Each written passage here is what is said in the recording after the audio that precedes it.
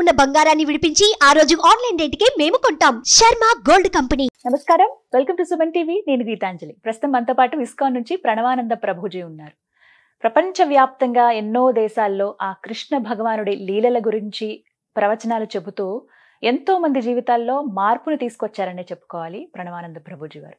ఎందుకు అనంటే ఎన్నో బాధలు మేము పడ్డామని, మా జీవితంలో కొన్ని మేము మార్చుకోలేకపోతున్నామని ఇబ్బంది పడేవాళ్ళు కేవలం వారి ప్రవచనాలు విని మార్పు చెందారు. ఆ కృష్ణుడి గురించి ఇంకా బాగా తెలుసుకోగలుగుతున్నారు. అలాంటి వారిని స్టూడియోకి ఆహ్వానించాము. అయితే ఇవాళ మనకున్నటువంటి కొన్ని సందేహాలని గురువుగారి మాటల్లో విని అవి నివృత్తి చేసుకుందాము. అలాగే ఎన్నో పర్వదినాలు కూడా రాబోతున్నాయి ప్రస్తుతం, వాటి గురించి కూడా వారి మాటల్లో విందాం. హరే కృష్ణ ప్రభుజీ. హరే కృష్ణ మాతాజీ.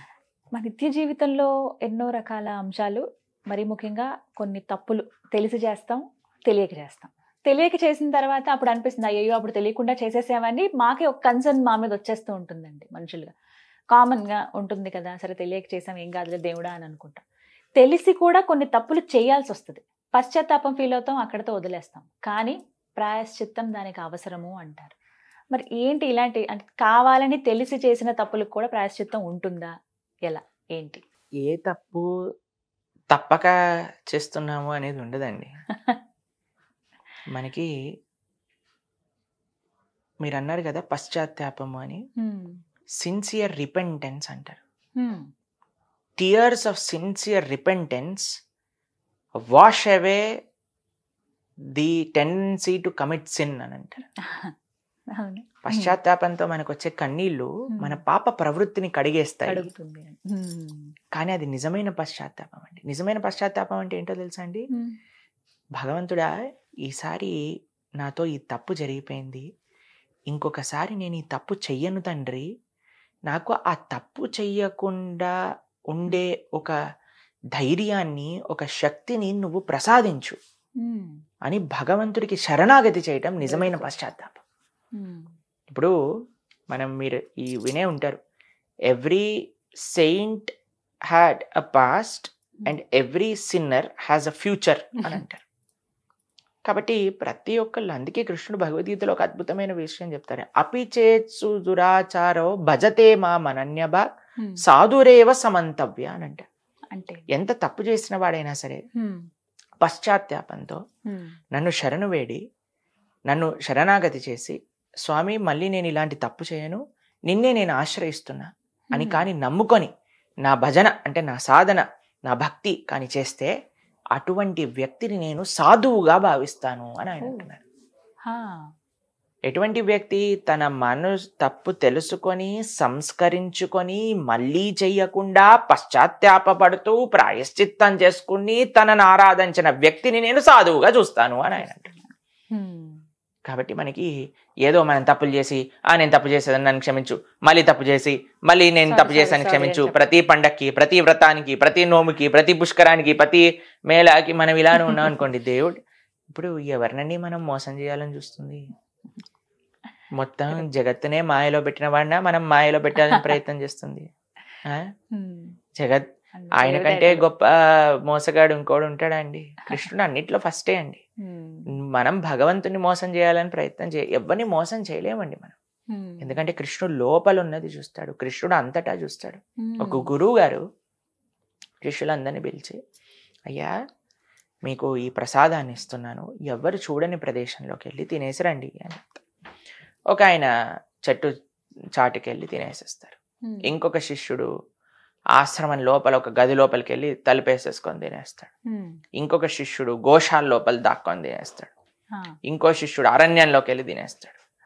అలా ఒక శిష్యుడు ఏమో అటకెక్కి తినేస్తాడు. తర్వాత ఒక అరగంట తర్వాత అందరి శిష్యులను పిలుస్తారు. అందరు తినేసారా, ఎవరికి చూడకుండా అని అంటే తినేసాం గురువు గారు. ఒక్కడ మాత్రం అలానే ఆ డొప్ప తెచ్చి గురువు గారికి ఇచ్చేస్తారు. అయ్యా నేను తినలేదు. ఎందుకయ్యా, నువ్వు ఎవ్వరు లేని ప్రదేశం నీకు తెలియలేదా? మీరే కదండి నిన్న చెప్పారు పరమాత్మ అంతటా ఉన్నారు, అన్నీ చూస్తారని. కాబట్టి నేను ఎక్కడికి వెళ్ళినా సరే నన్ను పరమాత్మ చూస్తూ ఉంటాడు కదా, కాబట్టి ఎవరు చూడని ప్రదేశం ఏదుంది అని అంటాడు. కాబట్టి నువ్వు నిజంగా తెలుసుకున్నావు ధర్మం ఏమిటో అని ఆ గురువు గారు ఆ శిష్యుడిని చాలా పొగుడుతారనమాట. ఆ శిష్యుడికి ఆశీర్వదిస్తారు. కాబట్టి మనం ఎవరిని ఫూల్ చేయలేమండి. భగవంతుని అయితే అసలే చేయలేం. అన్ని చోట్ల ఉంటాయి. కాబట్టి మనం అది ఆయన తెలియందే ఉంటుంది. మన ఆనెస్ట్ రిపెంటెన్స్, ఆనెస్ట్ పశ్చాత్తాపం కానీ మనం పడితే, మనం కానీ భగవంతుడికి త్రికరణ శుద్ధిగా ఆయన శరణాగతి చేసి, కృష్ణ తప్పైపోయింది మళ్ళీ చేయను, ఆ శక్తిని నువ్వు ఇవ్వు అని ఆ కట్టుబాటుతో మనం కానీ ఉంటే అప్పుడు భగవంతుడు తప్పకుండా మనల్ని క్షమిస్తాడు. ఎప్పుడు వరకు మనం దాన్ని రిపీట్ చెయ్యనంత వరకు. కాబట్టి we cannot fool around God, but we can definitely surrender to God. మనం ఆయనని శరణాగతి చేసి ఆయనకి చక్కగా కైంకర్యం చేసుకోవచ్చు. కాబట్టి పశ్చాత్తాపం అనేది చాలా ముఖ్యం, ప్రాయశ్చిత్తం అనేది కూడా చాలా ముఖ్యం. కాబట్టి ఇవి చేసుకొని ఇప్పుడు అకౌంట్ ఫ్రెష్ అయిపోయింది మళ్ళీ ఒకటి చేసి మళ్ళీ వాష్ చేసేస్తా అని కాదండి, అలా చేయకూడదు. కాబట్టి మనం చాలా ముఖ్యం. కొంతమంది అంటారు, అరే ఈయన భక్తుడు కదా, అయినా సరే ఈయన కోపం ఎందుకు వస్తుంది, ఈయన అహంకారంగా ఉంటాడేంటి, ఈయన ఎందుకు మాట్లాడతారు అలా అంటారు. మీరు చూసారా? అవునండి, యాటిట్యూడ్ చూపిస్తున్నారు అలా ఇలా అంటుంటారు. మీరు చూడండి, ఒక వ్యక్తి పాపం బురద, ఇప్పుడు వర్షాకాలంలో మీరు రోడ్ పైన నడుస్తున్నారు అనుకోండి, ఒక వెహికల్ వచ్చింది అనుకో, మొత్తం బురద వచ్చి ముఖం పైన పడుతుంది, బట్టలన్నీ పాడైపోతాయి. ఒక వ్యక్తి వెళ్ళి స్నానం చేస్తున్నాడు, ట్యాప్ ఓపెన్ చేస్తున్నాడు, పైన షవర్ పడుతూ ఉందన్నమాట. అయితే మెల్లమెల్లగా బురద పోతూ ఉంటుంది. ఒక వ్యక్తి వచ్చి చూడు చూడు చూడు ఎంత బురద ఉందో వాడి శరీరం పైన అంటున్నాడు. అరే శరీరం పైన బురద ఉంది నమ్ముతాం, కానీ కడుక్కుంటున్నాడు కదా, స్నానం చేస్తున్నాడు కదా, స్నానం చేసి అంత తర్వాత పోతుంది కదా మురికి. కానీ బయట నుంచి హేళన చేసేవాడు స్నానమే చేయట్లేదు, వాడిపైన బుడుకుంది కానీ వీణని ఎగతాళి చేస్తున్నాడు అనమాట. కాబట్టి ఆధ్యాత్మిక ధర్మ మార్గంలో వెళ్ళిన వాడు ఇంకా 100% పర్ఫెక్ట్ అయిపోతారని కాదండి, వాళ్ళు ఆ క్లీనింగ్ ప్రాసెస్ లోనే ఉన్నారు. కాబట్టి మనం కూడా ఆ బండి ఎక్కుదాం. ఆల్రెడీ ప్రయాణం వెళ్తూ ఉంటే మనం ప్లాట్ఫామ్ పైన నించొని దూషిస్తున్నాం అనమాట, అరే ఆ పని చేయకు, నువ్వు కూడా ట్రైన్ లోకి రా. కాబట్టి మనం డెస్టినేషన్ కి వెళ్ళాలి. కాబట్టి భక్తి is a purificatory process. Purification చేసి, ఇప్పుడు ఫ్యాన్ తిరుగుతుంది అనుకోండి, ఆఫ్ చేసేస్తే మీరు స్విచ్ ఆఫ్ చేయగానే ఫ్యాన్ అయిపోద్దా అని మెల్లగా తిరిగి ఆగుద్ది. అలానే మనం కూడా భక్తి చేయటము అని అంటే స్విచ్ ఆఫ్ చేసినట్టు, మన మెటీరియల్ భౌతికమైన కోరికలు మనం చేసే తప్పులకి ఆఫ్ చేసినట్టు. కానీ అది తిరిగి మెల్లగా అవుతుంది, డెఫినెట్ గా అవుతుంది, టైం పడుతుంది. మనం కూడా ఆ ఫ్యాక్ట్ ని యాక్సెప్ట్ చేయాలి, మన చుట్టుపక్కల ఉండే వాళ్ళు కూడా ఆ ఫ్యాక్ట్ యాక్సెప్ట్ చేయగలగాలి. కాబట్టి భక్తి అనే మార్గం ఈజ్ అ క్లెన్జింగ్ ప్రాసెస్. కాబట్టి we should give time for it to cleanse అని. ఇప్పుడు షాపింగ్ ఏమంటాం, మీరు వాషింగ్ పౌడర్ యాడ్ చూపించినట్టు ఇలా సుమ్మనంగానే మొత్తం తెలుగైపోయి వెనకాలంటే అలా ఉండదు నిజ జీవితంలో, అలా అవాక్ కవర్ అనమాట. అలా ఎవరికి జరగదు, ఇట్స్ గ్రాడ్యువల్ ప్రాసెస్ అనమాట.